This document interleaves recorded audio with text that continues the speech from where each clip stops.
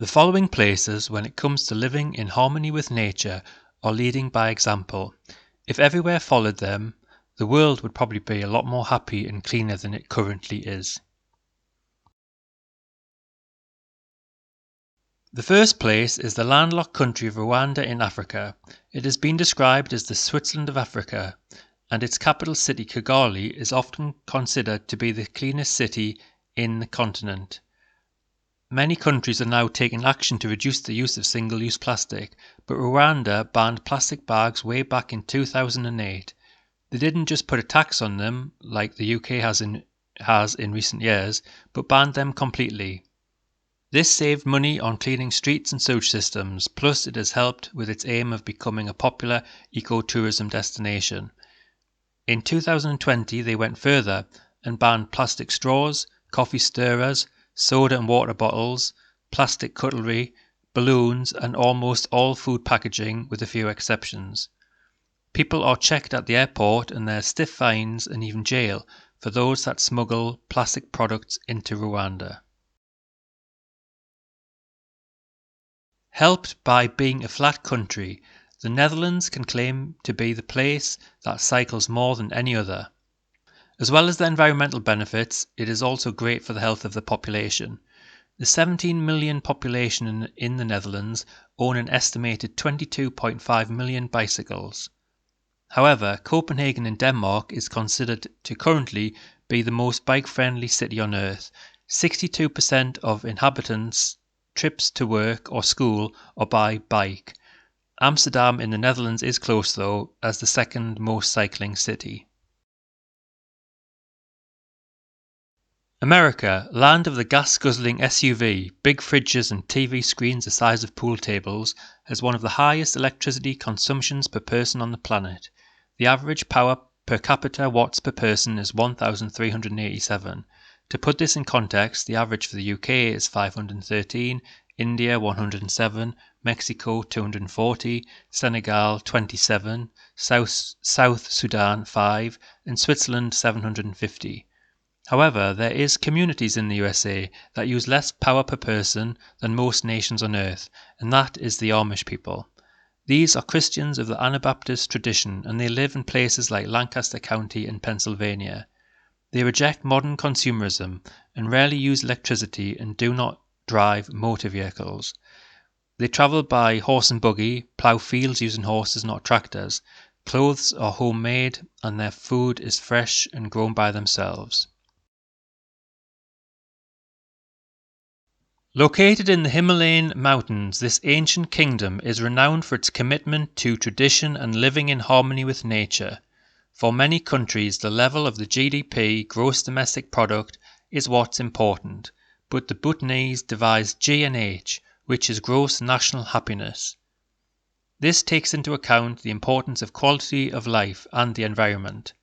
It has some of the strictest environmental laws in the world, and its 2008 constitution states that 60% of the country's land must be covered by forest in perpetuity. It is illegal to kill or trap any wild animal. Due to their extensive forest cover, it is not only already carbon neutral, Bhutan is carbon negative, taking more CO2 out of the atmosphere than it produces. Tourism is increasingly important for the Bhutan economy. However, they pursue a high-value, low-impact strategy, limiting numbers at any one time, and visitors can currently only get a 7 or 14-day visa for certain parts of the country.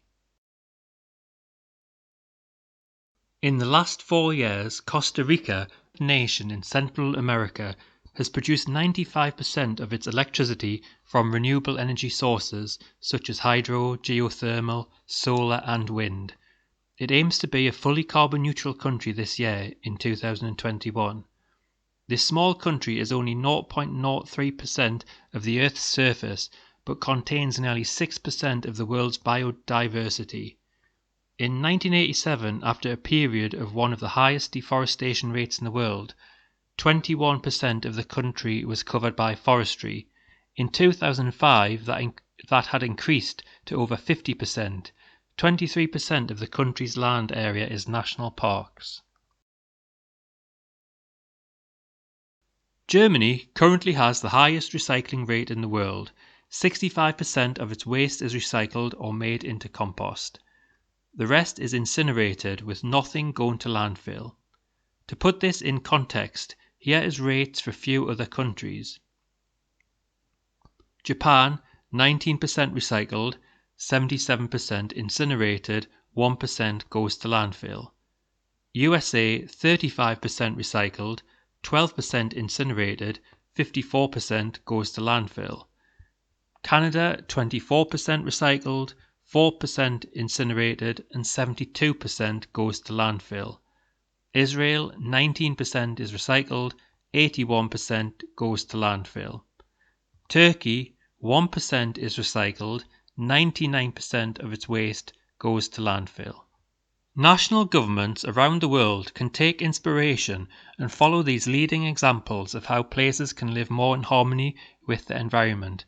But it's also possible for individuals to be a bit more like these places. So what can you do? To follow Rwandans, limit as much as possible your use of plastics, and a good start is to buy a jute or cotton shopping bag and use it instead of relying on plastic bags. To follow the Dutch and Danish, increase the amount of cycling you do, even if it is just a few local journeys per week that you use your bike instead of the car. To follow the Amish, remember to turn off electric lights when not needed, use a push lawnmower instead of an electric one, wash the dishes in a bowl instead of using the dishwasher, get the sewing box out and fix some holes on clothes rather than throw them away. To follow the Bhutanese, if you have a garden, make sure 60% of it is covered with plants and trees. To follow the Costa Ricans, think about how you can increase the use of renewable energy. Perhaps you can switch to a renewable energy electricity provider, or buy a solar mobile phone charger, or a wind-up torch and radio to reduce the amount of disposable batteries and electricity you use. To follow the Germans, make an effort to recycle your waste more. Make a trip to the glass recycling bank if there is one nearby. Research what you can recycle in your local area, and if there's no facilities, ask your local politicians what they can do to improve. This was Nick from PlanetReport.net. Thanks for listening.